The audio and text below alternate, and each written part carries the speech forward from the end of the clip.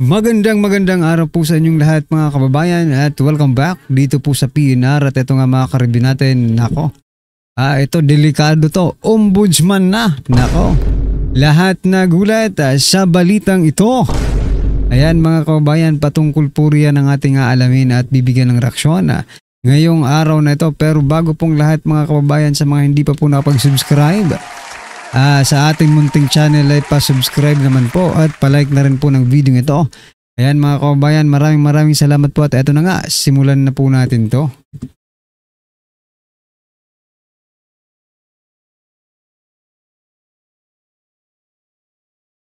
So yan mga kababayan, bago po natin muling i-play ang video ito, pasadahan po muna natin ang mga nagte-trending na mga balita dito po sa mundo ng social media at unahin na po natin to.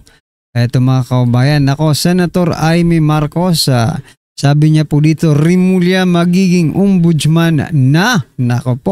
Sa Lunes nakatakdang hirangin si Boying Remulla bilang ombudsman. Ayan, tunay ngang kulay itim pa rin ang kulay ng bayan, nagluluksa, nababalutan ng pangamba at kawalan ng pag-asa. Yan sapagkat ang huling bantayog pananagutan ay pinipilit wasakin ng politika at kalapastanganan sa konstitusyon. Ayan mga kabayan, magiging ombudsman na pala si Boying Remulla. Ano po ang inyong masasabi dyan mga kabayan? Mukhang delikado po ang bansa natin kapag si Boying po ang maging ombudsman. Wala nang mangyayari sa Pilipinas, sabi po ni Torcelero wala nang mangyayari sa Pilipinas. Lahat ng sangkot sa korupsyon mawawala. Ayan, dapat malawakang rally ang gawin para maharang. Yawa jud ni. Aray, finish na. Ayan, finish ng Pilipinas. Pag si Boying po ang maging ombudsman, finish na ang Pilipinas. Sabi naman po ng ating paboritong congressman na si Representative Kiko Barsaga, ito po ang kanyang sabi mga kababayan patungkol po ito sa pagiging ombudsman ni Remulla.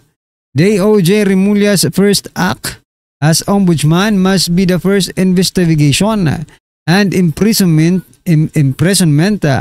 if deemed guilty of his son, Congressman Ping Remulla of the 7th District of Cavite, for his possible involvement in the flood control anomalies. Ayan. Unang kasong dapat hawakan ni Remulla sa pagiging ombudsman ay imbestigahan kaagad-agad ang anomalya na ginawa ng kanyang anak dito po sa mga flood control project sa 7th District ng Cavite na si Congressman Ping Remulla. Ayan. So maliban po dyan, sa bagay, sa na yun, sa DOJ na yun tapos na. Yung isa pa niyang anak, di ba, yung nahulihan. Baka ganun din ang mangyari dito. Magkakaroon po ng pagtatakipan, protektahan pag si Remulla po ang naging ombudsman. Sure na ba yan, Senator Amy Marcos? Pero sabi niya dito magiging ombudsman na. Ibig sabihin not yet, sa Lunes pa. Ngayon, Lunes mga kabayan, di ba? Ayer na ako po. Talagang madilim ang ating kinabukasan dito kay Remulla kapag siya po ang naging ombudsman. Sapagkat yung mga politiko po na gumagawa ng kalokohan ay magiging masaya. Lalo na't kung panyero ni ombudsman, ni Remulla, di ba? Lalo na kung mga koneksyon kay Remulla, lagot na. Kawawa naman po yung iba na baka mapagsamantalahan lang ng ombudsman. Ayan. Ito pa mga kabayan, Senator Alan Cayetano, ito po mula po sa Dare to Us, sabi po dito, Senator Alan Peter Cayetano is proposing snap election. Ayan nagtatanong. Siguro po, bago mangyari yan, palitan muna ang COMELEC chairperson na si George Garcia. Wala na po talagang halos mapagkakatiwalaan sa gobyerno. Ayan mga kababayan. Ano sa palagay nyo sa propose na snap election? Ako, I agree 100%. Kailangan talaga magkaroon na tayo ng snap election mga kababayan. Para mabago naman ang sistema. Para mawala naman, magkaroon naman ng takot itong mga hinayutak na ito. Kasi ngayon, napapansin nyo, walang kinatatakutan. Kaliwat ka ng pandarambong, kaliwat ka ng pagnanakaw. Ayan, wala kasing kinatatakutan. Kaya kailangan po magkaroon po tayo ng presidente na kinatatakutan ng masasamang elemento ng ating bayan. Di ba? Ito last po natin pag-usapan mga kabayan bago po natin i-play yung video. Ito President Bongbong Marcos Jr. Nako, ito talaga parang feeling ko dito sa statement na to, protector ka no? Pagsasampa ng reklamo laban sa mga sangkot sa mga flood control, hindi dapat madaliin ayon kay President Marcos Jr. Aray ko po. Naniniwala si Pangulong Bongbong Marcos Jr. na hindi maaaring basta-basta na lamang magsampa ng kaso sa gobyerno laban sa mga sangkot sa anomalya sa flood control projects. Sa isang panayam, ayan mga kabayan, no? Sa isang panayam, sinabi ni Marcos na kailangan ng matinding ebidensya. Ano ba pang ebidensya ang kailangan mo? Para managot ang mga mga nasabing individual. Yan mga kabayan, ano po ang inyong masasabi dyan? Hindi nyo pwedeng basta-basta kasuhan. Yan ang sabi ni President Bongbong Marcos Jr. Hindi nyo pwedeng basta-bastang kasuhan, hindi pwedeng madaliin ang pagkaso, pagsasampa ng reklamo dito po sa mga sangkot sa flood control project. Kung sabi sa waray pa palangga, no? Masyadong palangga. Ano ba sa Tagalog ang palangga, mga kabayan? Masyadong bini-baby ni President Bongbong Marcos Jr., no? Itong mga sangkot sa flood control anomalies. Ayan, ano po ang inyong masasabi dyan mga kabayan? I-comment nyo na lang. At eto, pasadahan na po natin ang video ito at bigyan po natin ng reaksyon. Eto na po. Good news to, good news. Sa breaking news pa to, bagong-bago. Sige, pag-usapan natin to. Tila maraming humahadlang sa ombudsman bid ni Justice Secretary Boying Remulla. Yon, marami do humahadlang sa pagiging ombudsman. Siyempre naman. Ipinapadisbar na siya ngayon ng Duterte Block dahil pa rin sa pagkakaaresto kay FPRRD. Narito ang agenda reporting Ivy Reyes. Walang lusot to si Boying. Dinimanda siya ni Baste.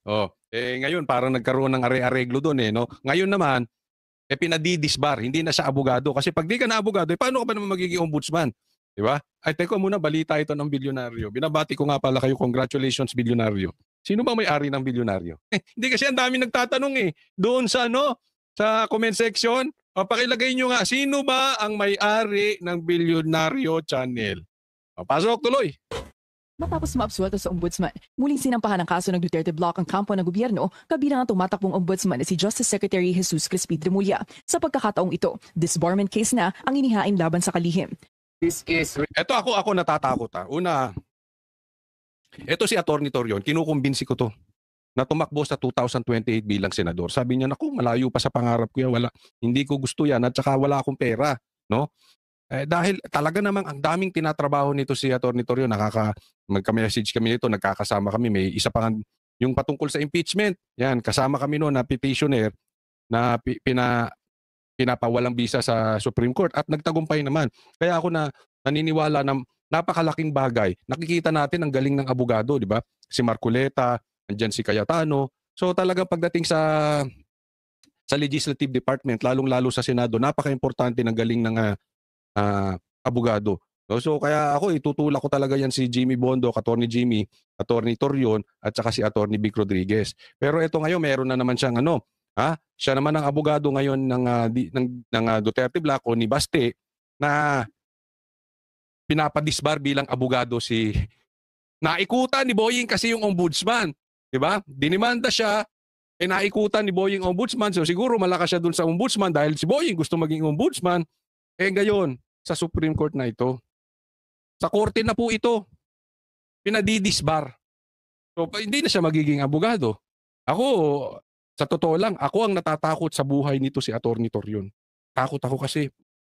Well, anyway, mga Pilipino, sa tingin ko naman, kung talagang mayayari kay Atty. Torion, 4 na tao lang. Kayo na magsabi kung sino yan. Yan lang naman yung mga nakalaban niya. 4 na tao yan. Isang magpinsan. Or, alam mo na, yung mga nakalaban niyang nadimanda, isang pulis, isang sekretary. Ako naman, itingin ko lang yon. Kasi napakadelikado ng buhay ngayon ni Atty. Torion. Wag naman sana, pero kailangan kasi natin talaga dahil mahirap itong hinahawakan niya. Not all lawyers will handle this big case. Alam pa naman natin na talagang sila, pag kinanti mo sila, naghahanap ng butas. Related with the kidnapping as well as expulsion of former President Rodrigo Roa Duterte towards The Hague, Netherlands. So, in the light of the fact that the family has decided to file a disbarment complaint against these lawyers who happen to be high officials of the land, Acting Mayor Sebastian C. Duterte decided to file it himself in behalf of the family. Bukod kay Rimulya, pinapadisbar din sina Defense Secretary Gilberto Teodoro, Yan talagang dapat ma-disbar yan si Teodoro. Isa pa yan, yung hilig sa gera. Justice Undersecretary Nicholas Felix T. at Prosecutor General Richard Fadulion. Kasama rin sina Prosecutor Fadulion at Yusek T. sa mga sinampahan ng kaso ni Presidential Sister and Senator Amy Marcos dahil sa umunoy iligal na pagkakaaresto kay FPRRD. Kung dati, kidnapping ang terminong ginagamit ng Duterte allies, ngayon, tinawag ni Attorney Israelito Torion na expulsion patungong Netherlands ang nangyaring pagkakaaresto. Nilabag umano ng mga abogado at opisyal ng gobyerno ang Canons of Professional Responsibility o ang Code of Ethics na mga abogado. Si Davao City Acting Mayor Sebastian Baste Duterte ang petitioner ng latest case na ito. Si SOJ Rimulya naman hindi na nagulat sa panibagong kasong isinampa ng Anyay Davao Group. It's not the first case he filed. He's been filing cases. Ang dami mo kasing ginawa, di ba? Ano naman kalokohan kasi talagang ginawa? Pambihira. Ito, pati si pati si Marcoleta, pinadidisbar to. Alam niyo kung anong sabi ni Marcoleta? Bakit? Di ba tinanong ni Erwin Tulfo na we can bend the law? Oh, di ba? Secretary Rimulya, umuo naman, sabi niya, yes sir. Sabi ni Boyeng Rimulya kay Erwin Tulfo na pwedeng baluktutin ang batas. Akalain mo yun. Secretary of Justice, Hustisya. Pambihira. Yung isa mambabatas, gustong baliin ang batas. Yung isa naman, Secretary ng Hustisya, Secretary of Justice, gustong baliin ang batas. Tapos gusto maging ombudsman. Ombudsman, babaliin mo batas. Taryela. Taryela kayo mga taryela kayo. Pambihira oh. Diba? Dapat talagang maano ito si Boyeng. Obviously, talagang sasampahan ka ng kaliwat ka ng kaso dahil ang dami mo pinaggagawa eh. Oo. Pero ang bibilis ng mga kaso mo, lalo na yung sa anak mo, ang bilis. Biglang nagpawi. So, wala, expected lang. Sir, bakit po nasabing expected? Kasi he lawyers for the Davao Group.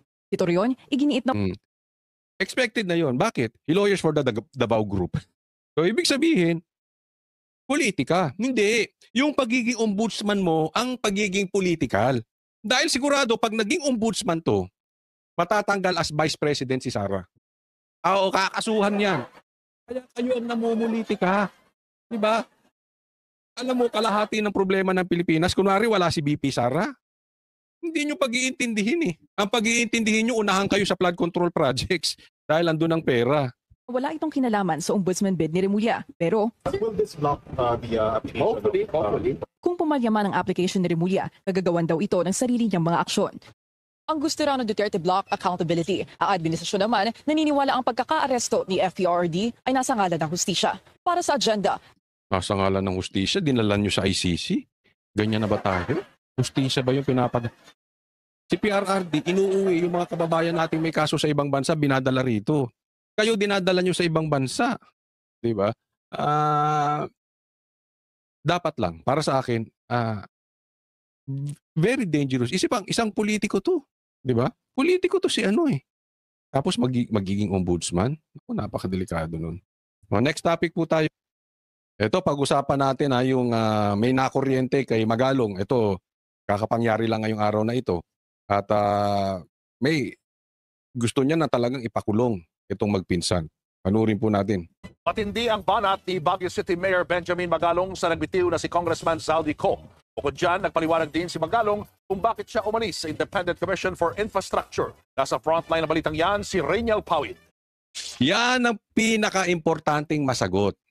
It's unlikely na ang dami niyang sinasabing ebidensya, alam niya kung sino yung mga nangurakot, nagnakaw, tapos sinali siya sa ICI bilang investigador, bigla siyang umalis.